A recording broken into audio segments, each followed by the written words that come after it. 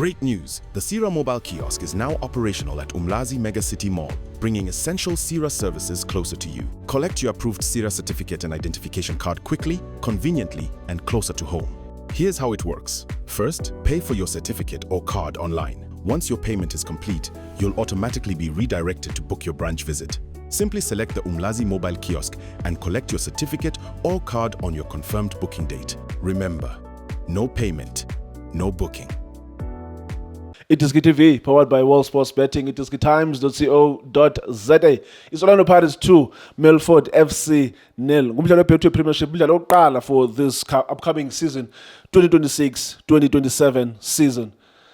I've got a friend of mine next to me, and before siqale, I have a little love letter from our videographer, uJustice, uthe Shane, ungayiqali yanamhlanje interview, ungakhange uncome 2 stars. It's 1, it's 2 stars for Mamelodi Sundowns 2016 and 2026 CAF Champions League. Mamelodi Sundowns, Bobzin, rocking the all-new Mamelodi Sundowns kit. Mhlobam, right? Mwanami right, ngicela ukubuza question e1. Kuwo wonke amajezi akhona. Iliphi ijezi ukubona uJusto aligqokile? Ube honest. Before yamzwa lento ayisho kuwe. Say ngicela nje uzama ukukhumbula kahle ukuthi ukambona agcoke liphi ijezi. Ujusto is always wearing all black. Okay. And Bafana. Okay, no asibonga. Wakwambona enxibe liphi namhlobam? Hayi, uma ungakhumbuli mngwana awungawari. Bobzin uyakhumbula. Manje kuba ngilibele mhlobam ulapha ukuthi ungikhumbule. No, ngizombona uzosho ukuthi bobo wakhuluma ungawari. Angakuvaleli khona.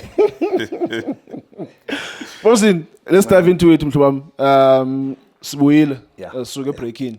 Sikhe so enjoy holiday kuyabanda eCape Town kuyabanda bengicima zafika kushusha eJoburg, but hey, it seems like isama eCape Town when it compares to up eJoburg. Kuyabanda eJoburg andazi ukuthi why ndisengibe iskip up, but ndantona ndenxiba ijezi because of kuyabanda. But masingene mhlobam, iBetway Premiership iqalile 2026-2027 usekude uMay for next year iqalile ngoku.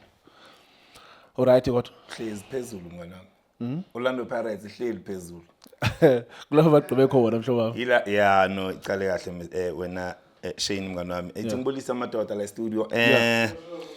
Hayi wena ngibuza mnganami ngiyazi ukuthi right. So ngifuna ukuthi abalandeli nabathandi belo be Orlando Pirates. Oh. No, ngisafuna ukucala ngabo. Angisho yibo okay. Position 1. Okay. Ngifuna ukusho ngabo ukuthi abathandi nabalandeli be Orlando Pirates ngicabanga ukuthi mnganami laba abangijwayele bazongiunderstanda. Ku Diski TV angicolisile mnganami, angivamisile man ukuthi makudlala Orlando Pirates okudlala enye team ngigcoke ijezi le Sundowns. But the problem impahla zami zonke ngenza laundry late mnganami. Zimanzi zonke. So angina choice. Angikwazi ukuthi ngisebenze ngomzimba mnganami. Kumele ukuthi kube khona something engizayigcoka yabona. So ngicela ukuthi bangiqolele mnganami. Bazozibuza ukuthi awu kwenza kanjani bekudlala iPirates neSundowns namhlanje na. So ngicabanga ukuthi ba understand and kumele ukuthi ngibongele kakhulu iPhuma mnganami. The way yenza ngakhona. Le team efana neSundowns bekungadlali yona namhlanje but ngizokhuluma ngayo bazangixolela ngoba is the only team mngani wami kule country any official second star. Akhona lawo nawo ama star manje nabo 3 4 mawungaya lapha kubo ABC kubo Mutsipe Foundation akhona but awekho emthethweni mngani wami. That is why mase ufika la ku Betway uzothola only i-team efana neMamelodi Sundowns. But asiphume lapho mngani wami ngithi ngibongise iqembu leOrlando Pirates mngani wami. Cale kahle this season, last season 2 lose ama game wakhe 2. Ngabona ama bodyguard abakhona eOrlando, but this season Pirates caba uthi cale kahle mngani wami clean sheet. Njengoba siwazi ukuthi igood ngama clean sheet. I think is the only team last season enama clean sheet amaningi. So ithi ngibongise coach Wadu. Ngiyacabanga ukuthi ngendlela ngimbone enza ngakhona today uyakutshela ukuthi kunabadlali ngicabanga ukuthi basase rust mina mngani wami because bekanikeza abadlali i chance la ngicabanga ukuthi uma udonsa abadlali bafana nabo Hoto unikeza abanye abadlali abafana nabo Rapoy chance. Yeah. Ngicabanga ukuthi akusibadlali most of the time ongabadonsa boHoto Patrick Tito Maswanganyi unikeza abanye abadlali chance. Uma ungabheka le team Orlando Pirates neMelfort badlala abaningi Shane bayakutshela ukuthi yes ready ukudlala but asikho ready. Ngicabanga ukuthi Orlando Pirates idlalile yathola i-clean sheet but akusingile Orlando Pirates ucabanga ukuthi ungayibona idlala ngoMelfort. Iyalekha lapha nalapha especially uma ungabheka lokuba aggressive kwabadlali beOrlando Pirates kuyakutshela ukuthi okay akusengakabi ile Pirates ngicabanga ukuthi uma iyodlala 3-4 games uzoyibona njengoba ibona icala wena Shane. So let's give I credit wena Shane mngani wami kule team eOrlando Pirates. The likes of Fabo Siema, I think they played well today. Lapha emuva kunamabhola la ngibona ngathi uBoy wenza umsebenzi wabalula kuOrlando Pirates but into engakutshela yona ama combination eOrlando Pirates lapha nalapha kuyabonakala ukuthi akasangabe right but the young man uDancing Shane lo mfana uzoba inkinga Shane ithi ngitshele intwana izoba inkinga because ngimbonela last season mabacala ukum-introducer ukuthi umdlali one-confidence yazi ungaba nomdlali one-self confidence ebholeni. Ngiyakutshela Shane ukuthi kuningi azokwenza because abadlali abaningi bashawa i-self confidence bagcina benza amaphutha but the young man ngicabanga ukuthi uqale kahle man of the match utholile today. Ngicabanga ukuthi he played very well Shane uma ngabe ngibukela le game eOrlando Pirates uBoy so noMremi uma ungambheka beka nginikeza something today. uMremi bekazi ukuthi angene ngaphakathi afuna ukudlala ibhola kuma pockets so ngicabanga ukuthi ukuchange kwalama position kwakaboMremi nabo Apollos sometimes kuba difficult ku opponent ukuthi bangakwazi ukuyidefend so ngicabanga ukuthi ekugcineni banamathuba abadlale ngawo beOrlando Pirates ku final third uma ngathi uyabheka kunala khona bafuna ukulinoka for isikhathi eside ku final third. Ngicabanga ukuthi mhlawumbe mangabe bekunomdlalo ongakhila yonke lento bekungaba lula and they were good especially futhi nokuthi bakwazi ukudila nale team efuna ukudlala nge-offside trap. I think ulineman ongale phezulu kunala khona ngicabanga ukuthi uwathole wrong ama offside wakhe but mawungabheka the way abadlali beOrlando Pirates bebakwazi ukudila nale offside trap maybe mhlawumbe if beka zama ukuthi abe ku last man yale defense ulineman maybe Orlando Pirates ngabe khona la iconvert khona amanye ama chances afana nalawo but ngibona ngathi beka bemshiya iplay so kusho ukuthi na ku lineman ikhona lento ukuthi mhlawumbe basabuya manje Shane asithathe njalo ukuthi nabo basafika but yeah basase pre-season nabo Shane so manje ibhora like 10 uma ngabe team ya loser uzothola sibuyela lapha kulento ukuthi yazi lawo ama chances lawo bekumele ngabe siphanishile Shane.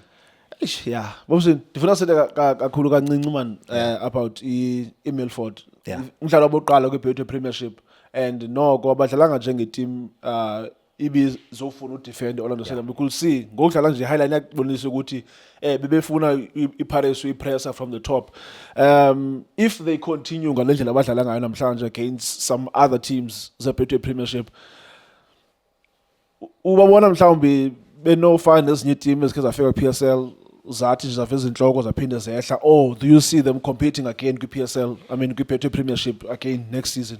Yeah Shane if bangaqhubeka abadlali dewe ngibabona abadlala ngakhona njengoba uMr Nkobe kasayisha athi inkinga lama team lawo uzowabona uma adlala nalama team afana nabo Orlando Pirates bakunikeza enye into ucabanga ukuthi mhlawumbe next game bangakunikeza bayabuya next game badlala mhlawumbe neChippa United the performance iba poor uyazibuza ukuthi okay kungani kanti ama game afana nalawo most of the time amotivate abadlali even nakuma training session uma babhekane naleyo game so but if bangaqhubeka abadlali ngalendlela abadlali ngakhona Shane I'm telling you ukuthi kunama game abangawina kungabenza ukuthi at least bakwazi ukusave lesa status babe ne season enye bala ku Betway the way ngibone badlala ngakhona because ba comfortable ebholeni yabona bane build up abana ukuthi mhlambe badlala neOrlando Pirates ugoalkeeper wabo uhleza uyambona ukuthi uyazama ngaso sonke isikhathi ukuthi ufuna ukubadlalisa but kunala khona ngibona ngathi usuka angayibonanga cishe sifuna ukubona ama mistake afana nalo siwabona yenza kubo bafana ukuthi when you give a player ku build up kumele wazi ukuthi lo yamdlali lebhola ulisapi because baba press most of the time ngibona ngathi bafuna ukwenza ama mistake and amabhola afana nalawa if uthola abadlali clinically baceda ukuthathela la ball they punish you. So maybe amabhola afana nalawo ila coach azozama ukuthi at least bawalungise ama mistake afana nalawo, but bona the way bangichaze ngakhona wena Shane ngendlela ngibabona bane build up ngakhona bakwazi ukucombine ama passes ukuthi no manje siyakwazi ukubreak ama lines, break kanjani because ubonile bawatholile ama chances na Orlando Pirates la khona ngibona ngathi benama mistake na Orlando Pirates mhlawumbe ngendlela suke yathatha lecembu lifana neMelfort ngakhona mhlawumbe ibody language yabadlali yakutshela ukuthi bebana lento ukuthi we are going to win this game because iMelfort bezama ukuthi ibreak lawo ma lines Orlando Pirates even though beyiba poor because lokho engikubonile kubo bas selfish mabafika ku final third abadlali beMelfort if bangayilungisa lento leyo ukuthi ukukora kwa Shane kuwin team kora wabobo kuwin team but bona ngathi mafika mhlawumbe ku final third unalento ukuthi okay yimi kumele ukuthi ngivalele ibhola eneteam so ngicabanga ukuthi nako lokho kumele bakulungise but overall Shane badlalile because akuncedi ukuthi uhambe uyopaka ibhasi at the end of the day you lose the game uyodlala neOrlando Pirates Orlando so ngicabanga ukuthi bazamile Shane because ama mistake manje uma baya ku drawing board bayobheka ukuthi seba rectify kuphi sometimes ngcono rectify i-final third yakho ukuthi okay sifika ku final 30 senzeni hayi ukuthi mhlambe usafuna ukuyocala phansi ukuthi siyo create kanjani ama chances build up siyenza kanjani okuningi banakho abadlali beMelfort as long as bazoyithatha lento bayenayo ku second game I know ukuthi bazo read i opponent ngendlela different but for me ngicabanga ukuthi Shane lokho abakwenzile ku right bayilungise ne offside trap yabo Shane offside trap yabo uma ngathi yabheka kuba khona abadlali abasalayo kwangathi abazwani kule defense uma ngabashala ya offside trap ifuna kube ne understanding because ama team uma ngaba yakufunda ushay offside trap bazon break kalula that is why kuba nama 1v1 ubona abadlali bafana nabo Mremi bavalela lawo ma chances njengoba ngikutshela ngithi no Hood kunala khona uMremi amnikeze ngipass la kumele ukuthi alithi nje kancane but goalkeeper wenza I save sengayivalile yakahleza good save ku goalkeeper because at the end of the day baningi abangakhona ukwasave ama 1v1 so Shane kuphendula lapho mngani wami ngicabanga ukuthi mangaba bangachubeka abadlali the way kungaba khona lokho mhlawumbe bangakunikeza leya team yeMelfort bangabadlali beMelfort and before Sivala normally as a team xa suka pha ku NFD they will come into ku Premiership and make a couple of signings mhlambe bathi experience signings xa bajongile bona do you think bayazidinga ezo experience signing or xa ujongile team yabo ne-signings abazenzileyo from some other teams pha kwi-NFD do you think mhlambe they need to make those experience signings nami ubekelinga iphuzu elibaleke kakhulu I think bayawadinga ama signing mhlawumbe bangathola lawo ama experience players njengoba ngikutshela ngithi uma uyolekha mhlawumbe ku final third winner igame ngokuthi uscore if awunabo badlali mhlawumbe ngicabanga ukuthi ku final third bangakunikeza something Shane uzoba nenkinga ngicabanga ukuthi ama signing bayawadinga experience players not just ama signing phela abadlali ngicabanga ukuthi bane experience ukuthi banga add kulesa squad because yes nge-energy ngakho konke banako but sekudinga labadlali mhlawumbe abane experience ukuthi bangabanceda ukuthi no bakwazi ukuthi ekugcineni kuba khona ama game abawinayo so ngicabanga ukuthi ama signing bayawadinga Shane because ngicabanga ukuthi abasayinanga man abadlali abane experience I think kulabadlali ababuya ku Betway uma ungathi uyabheka angicabanga ukuthi bakhona abadlali abasayinile mhlawumbe abake badlala ku Betway I think badlala abalapha abadlali mhlawumbe ababuya nabo phansi you understand so yes kubalekile Shane ukuthi uchubeke nawo lamasosha ovela nawo but ukhumbula ukuthi amasosha wayo oya nawo empini awubuyi nawo wonke Shane so kumele ukuthi nawe wazi ukuthi abanye uyabashiya bese uyasayina abanye abadlali ukuze ukuthi bakuncede Shane ukwazi ukuthi uthola ama results right. Well Bobzin thank you so much my brother for your analysis that's Ubobo Mnisi besibukele kunye ke lo mdlalo opening game yePetro Premiership for this new season 2026-2027 angikusindi mngana before ivala njani mhlaba ngisho ngale nkanyiza ngikusindi ne kubeka mona mivale mona